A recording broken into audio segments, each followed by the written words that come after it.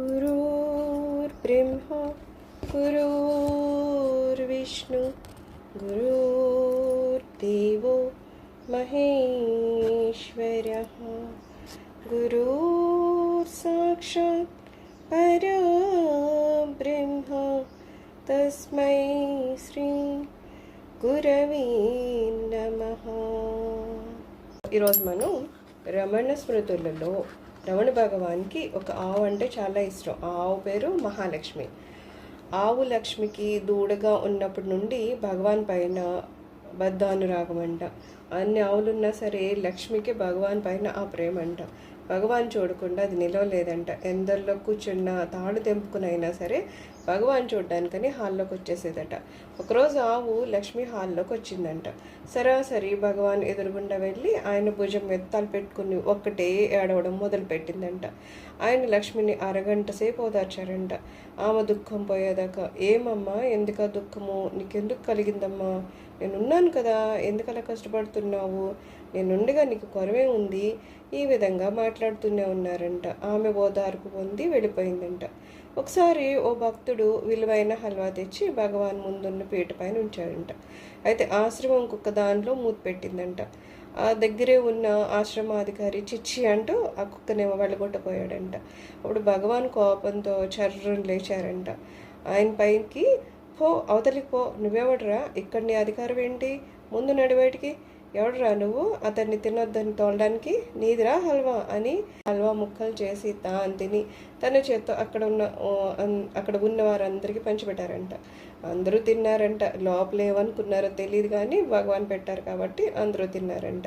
ఒక అబ్బాయి అంట వీళ్ళ ఆశ్రమంలో చాలా మంచి పేరున్న ఒక ఆయన తమ్ముడు జైలు నుంచి విడుదలయ్యాడంట. సో జైలు నుంచి వచ్చాడు కాబట్టి మామూలుగా వాళ్ళు బ్రాహ్మిన్స్ అంట. బ్రాహ్మిన్స్ కాబట్టి వీళ్ళ ఆశ్రమంలో బ్రాహ్మిన్స్ ఒక వరుసలో కూర్చుంటే బ్రాహ్మణులు కానోళ్ళు వేరే వరుసలో కూర్చుంటారు. ఇతను ఏమన్నాడంట, నేను జైల్లో అందరితో కలిపి తినేవాడిని కదా, ఇంకా నాకు బ్రాహ్మణత్వం ఏమీ లేదు, అందుకని నేను బ్రాహ్మణేతలతోనే కూర్చుంటానని. అంటే చిన్న స్వామి అలా కుదరదు, నువ్వు బ్రాహ్మణులతో కూర్చోమని వాడు మొండి పట్టుట. వీళ్ళిద్దరి దగ్గర గొడవ అవుతుంది. అప్పుడు రమణ భగవాన్ వచ్చారంట. వచ్చి ఆ సంగతి ఏంటో చూశారు. అప్పుడు అన్నారంట, నువ్వు ఎవరైతే బ్రాహ్మణులు అని అనుకుంటున్నారో వాళ్ళ దగ్గరికి వెళ్ళని అంటున్నావు, మిగిలిన వాళ్ళు బ్రాహ్మణులు కాదు అనుకుంటున్నారు, వాళ్ళ దగ్గర కూర్చుంటున్నావు. కానీ నేను బ్రాహ్మణుడి అని అనుకోవడం లేదు, బ్రాహ్మణేతుడిని అనుకోవడం లేదు. ఎందుకంటే ఆయనకున్నది ఏంటి, అందరిలో భగవంతుడు చూడవి. ఆయన బ్రాహ్మణేతుడా దానికి సంబంధం లేకుండా ఉన్న భగవాన్ ఏమన్నారంట, నేను ఒక్కడిని ఇక్కడ అలాంటి వాడిని ఉన్నాను కాబట్టి నువ్వు ఒక పని చేయి, వాళ్ళ దగ్గర కూర్చోకపోతే పోయి వచ్చి నా పక్కన కూర్చోన్నారంట. అంటే ఆయనకి కొంచెం భయం వేసింది. రమణ భగవాన్ పక్కన నేను ఒక్కడిని ఎలా కూర్చుంటానని చెప్పి ఇంకా ఏం మాట్లాడకుండా మళ్ళీ వెళ్ళి బ్రాహ్మణుల దగ్గర కూర్చుని భోజనం చేశారంట. ఒకసారంట ఎవరైతే బ్రాహ్మణుడు కారో అతను ఏదో అప్పడాలు ఇంటి దగ్గర వేపి తీసుకొచ్చి బ్రాహ్మణులు కాని వాళ్ళకే వడ్డిస్తూ ఉన్నాడంట. ఎందుకంటే బ్రాహ్మణుడు కాని వాడి చేత్తో తినకూడదు అనే ఒక నియమం ఉండేది ఒకప్పుడు. సో వీళ్ళు వడ్డించకూడదు కదా, అందుకని వీళ్ళు తెచ్చి వీళ్ళే తినడానికని వడ్డించేసుకున్నారు. అంతట్లోకి భగవాన్ వచ్చి చూసేసరికి బ్రాహ్మణేతల పళ్ళంలోనేమో అప్పుడు ఉంది, బ్రాహ్మణుల భోజనాల దాంట్లోనేమో అప్పడాలు లేవని చెప్పి అప్పుడు ఎవరినో బజారుకి పంపించి అప్పడాలు తెప్పించి వేయించి మళ్ళీ వీళ్ళ ఆకుల్లో పడే వరకు ఉండి ఆ తర్వాత భగవాన్ భోజనం చేశారంట. అంటే ఆయన బ్రాహ్మణులు అని ఏదో ఎక్కువ చూడడము, బ్రాహ్మణులు ఏదో తక్కువ చూసారా అంటే వాళ్ళని వీళ్ళని కూడా ఆయన ఒకలాగే సపోర్ట్ చేసేవారు. నిజానికి ఆయనకంటూ కులభేదం లేకపోయినా వ్యవహారాల్లో ఏది ఉంటుందో అది మాత్రం ఆయన చూపించేవారు అనమాట. అయితే ఒకసారి హెచ్చమ్మ అని మన భగవాన్ దగ్గర ఆమె వంటశాలలో వంటలు చేస్తూ ఉంటారనమాట.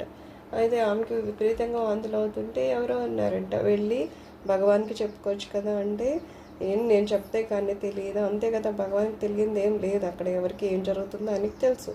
సో నేను వెళ్ళి చెప్తేనే ఆయన తగ్గిస్తారా ఏంటి, లేకపోతే తగ్గించరా, నేను వెళ్ళి చెప్పాలా అని ఆ అమ్మాయి సుక్కుందండి.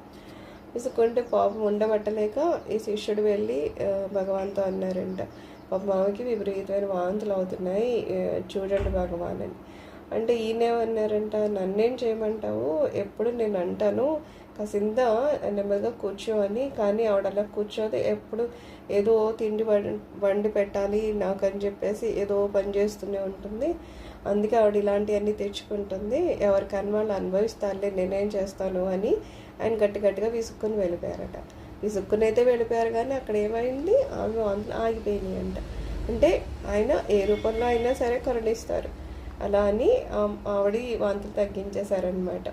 అసలు భగవాన్ని చూస్తేనే గొప్ప అనుకునేలాగా అనుకుంటే ఒకసారట ప్రణవానంద స్వామి వచ్చారంట. అయితే ఆయన పాపం చాలా దూరం నుంచి వచ్చి ఉన్నారేమో, ఇంకా లోపల వరకే వెళ్ళలేక ఆ బయటకు కూర్చునిపోయారంట. అప్పుడు భగవాన్ గబగబా పరిగెట్టుకొని వచ్చి, ఏంటి స్వామి ఇక్కడే కూర్చునిపోయారు, మీకు ఏమైనా కాళ్ళు నొప్ప అని చెప్పేసి కాళ్ళు పడుతుండడానికి ప్రయత్నిస్తుంటారు. ఈయన ఎంతన్నా ఆపుదామా అనుకుంటే అస్సలు భగవాన్ ఆగకుండా ఆయన కాళ్ళు పట్టారంట. ఇక్కడ ఏం చేస్తున్నారు, ఎంతమందో ఆయన దగ్గరికి దర్శనం కోసం వస్తూ ఉంటారంట. వాళ్ళు డబ్బు ఉన్నోళ్ళు అవ్వచ్చు, లేకపోతే చాలా కీర్తున్నోళ్ళు అవ్వచ్చు, అధికారంలో గొప్ప అవ్వచ్చు, చాలా అందంగా ఉన్నోళ్ళు అవ్వచ్చు, ఏ రకంగా పెద్ద పెద్ద సెలబ్రిటీస్ అంటాం కదా, అలాంటి వాళ్ళు వచ్చినా సరే భగవాన్ ఒక్కసారి కదలరంట, వాళ్ళని చూడరంట, వాళ్ళని పలకరించరంట. కానీ ప్రణవానంద స్వామి విషయంలో మాత్రం ఆయన బయటకు వచ్చి ఆయన కాళ్ళు కూడా పట్టారనమాట. సో భగవాన్ ఎందుకు అలా చేస్తారు అంటే, వాళ్ళ వచ్చిన భక్తులలోని అహంకార స్థితిని బట్టి కూడా అవ్వచ్చు కదా. యూజువల్లీ ఒక సెలబ్రిటీ అనే కానీ ఒక అహంకారంతో కూడిన వాడై ఉంటాడు. అతను ఏమనుకుంటాడు, వెళ్ళగానే అవతల వాళ్ళు ఏదో నన్ను బాగా ఆహ్వానిస్తారు అనుకుంటారు.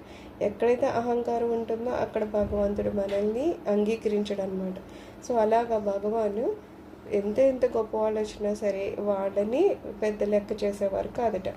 స్వామివారి భూతదయ అలా ఉంటుందన్నమాట. అంటే చెట్టుని కూడా బాధించడం వాళ్ళకి నచ్చదు.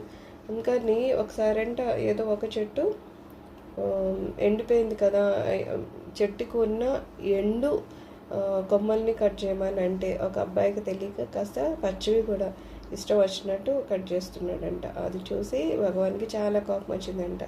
నీ జుట్టుకి ప్రాణం లేదు కదా అని చెప్పి నీ జుట్టుని పట్టుకుని లాగేస్తే నీకు ఎలా ఉంటుంది, బాధగా ఉంటుంది కదా, అలాగే ఆ చెట్టుకు కూడా బాధ ఉంటుంది, అందుకని నువ్వు అలా చేయకని చెప్పి ఆ అబ్బాయిని ఆఫ్ చేశారట.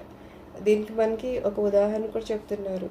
శ్రీరాముడు అంట కబంధు శవము తగలబెట్టడానికని చితిని పేర్చమంటే కట్టెలు కొట్టి తెమ్మని చెప్పలేదంట. ఏనుగులు అలా వెళ్తూ ఉంటే ఆ చెట్లుని తాకినప్పుడు ఎండు కొమ్మలు కింద పడతాయి కదా, అలాగ కింద ఏవి రాలి పడ్డాయో ఆ చెట్ల కొమ్మని పేర్చు చితి కింద చేసి అప్పుడు కబంధం శవాన్ని తగలపెడతామని శ్రీరాముడు అన్నాడంట. అంటే చెట్లకి కూడా ఏదో ప్రాణం లేదా అన్నట్టు కాదు, చెట్లకు కూడా ప్రాణం ఉంది, దాంట్లో కూడా ఆత్మ ఉంది కదా. సో అది వాళ్ళు వాటిని అన్నింటినీ అబ్జర్వ్ చేస్తారనమాట. మనం జంతువులను కూడా కొట్టడానికి ఎటువంటి సందేహం లేకుండా కొట్టేస్తాం, ఏంటంటే జంతువే కదా అన్నట్టు. కానీ ఇక్కడ ఏమంటారు, జంతువులే కాదు కనీసం చెట్లకు కూడా వాళ్ళు ఇంత హింస చేయాలని అనుకోరన్నమాట. అయితే స్వామివారు ఏంటంటే లక్ష తులసి వ్రతం అని చెప్పేసి ఒకసారి హెచ్ఎమ్మ గారే తులసి పత్రాలని 2 చోట్లకి వెళ్ళి తులసి కోసి తీసుకొస్తారు. ఏదో 1,00,000 తులసి వ్రతం చేస్తున్నాను స్వామి, కానీ ఏదో కొంత తగ్గిని, ఒక 100 ఎంతో తగ్గిని 1,00,000లోనే అని చెప్తుంది ఆమె. చెప్పినప్పుడు స్వామి ఏమంటారంటే, దాంట్లో బెంగపడడానికి ఏముంది, నీ వంటినే ఒక 100 సార్లు గిల్లుకో అంటారు. అదేంటి స్వామి అలా చెప్తున్నారంటే, మరి నువ్వు ఇన్ని సార్లు ఆ మొక్కని గిల్లే కదా 1,00,000 తులసిని గ్యాదర్ చేసావు. సో ఎలా అయితే నిన్ను గిల్లుకుంటే నీకు బాధ అనిపిస్తుందో అలానే చెట్లను గిల్లినప్పుడు చెట్లకు కూడా బాధ అనిపిస్తుంది కదా, అందుకని ఎందుకు అలాగా ఆ చెట్లను గిల్లుతారు అని. స్వామివారు అయితే ఏమంటున్నారు, పువ్వులు కోసేసి ఏదో దానికి సోదులు గుచ్చేసి ఎలా పడితే అలాగా పువ్వుల్ని బాధ పెట్టేసి అవేవో దేవుడికి సమర్పిస్తున్నాం అనుకుంటారు. అసలు అదా భగవంతుడు కోరుకునేది. భగవంతుడు ఏం కోరుకుంటాడంట, మన మనసు అనే పుష్పాన్ని అక్కడ పెట్టమని అడుగుతారు. సో మనసుని పెట్టడం మానేసి ఇలాగ ఇన్నేసి పువ్వులు కోసేసాము, ఇన్నేసి పత్రులు గ్యాదర్ చేసాము, అది చేసాము, ఇది చేసాము అంటున్నారు. అలా అని వాటిని బాధ పెడుతున్నారే తప్పితే నిజంగా ఏడ్చి అలా చేయడం లేదు. పువ్వులు నిజంగా ఆలోచిస్తే అది స్వామివారికి కావాలా, అవసరం లేదు కదా. ఎందుకంటే దేవుడే పువ్వుల్ని పుష్పింపజేశాడు. సరే ఏదో మనం అలంకారానికనో నామమాత్రంగా పుష్పం సమర్పయామి అన్నప్పుడు ఒకటో రెండో సమర్పించడం ఏదో కాసింత పొన్నీలా అనుకోవచ్చు. కానీ అలాగ లక్షపత్రి వ్రతమనో అదనో ఇదనో ఒకటే పువ్వు చెట్లుకున్న పువ్వులు కోసేయకూడదు అనమాట. అవి బాధపడతాయట. అది మనకి అర్థం కాలేదు, అది భగవాన్కి అర్థమవుతుంది. అందుకని చాలా పుస్తకాల్లో ఇది రాసి ఉంటుంది అనమాట. స్వామివారు ఎందుకు అలాగా చెట్లను బాధ పెడతారంటారు. ఒక అతను ఏదో పందుపుల్లలు కోసేద్దామా అని చెప్పి ఇంకా తెల్లవారకుండానే కోస్తున్నాడంటే, కోస్తుంటే భగవాన్ వచ్చి అదే రాత్రి కూడా దాన్ని నిద్రపోనివ్వయ్యా, అప్పుడు కూడా కోసేస్తున్నావు, దానికి ఎంత బాధ కలుగుతుంది, ఎందుకు అలాగా మొక్కల్ని హింసిస్తున్నారు అన్నారంట. ఒక 200 300 పువ్వులు పూస్తేవి.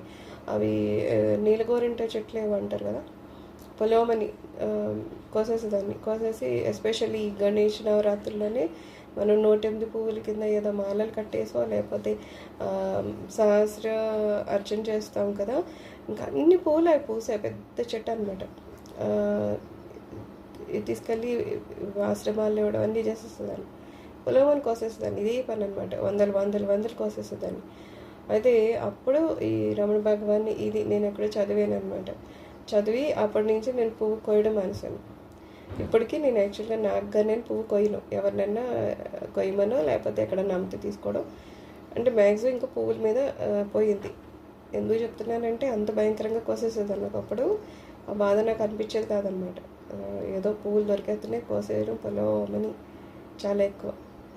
సో అంటే కొంతమంది జీవితంలో కూడా ఏదన్నా మార్పు రావాలి. ఏదన్నా చదివేమో అంటే అప్పటి నుంచి చాలా సంవత్సరాలు అయింది, మేబీ ఒక 5-6 సంవత్సరాలు అయి ఉంటుంది. అప్పటి నుంచి మనసాను ఏదైనా చదువుతున్నాం విన్నాము అంటే అది మన జీవితంలోకి అనుభవంలోకి తెచ్చుకున్నప్పుడు ఏదో కాసింత మనం దాని ప్రాముఖ్యత ఇచ్చినట్టు వస్తుంది. ఏదో చదివేసాం వినేసాం వెళ్ళిపోయాము అంటే జీవితంలో మార్పు రాదు కదా. సో ఏదైనా సరే మనల్ని ప్రభావితం చేసేటట్టు మనం మార్చుకోవడానికి ప్రయత్నించాలి.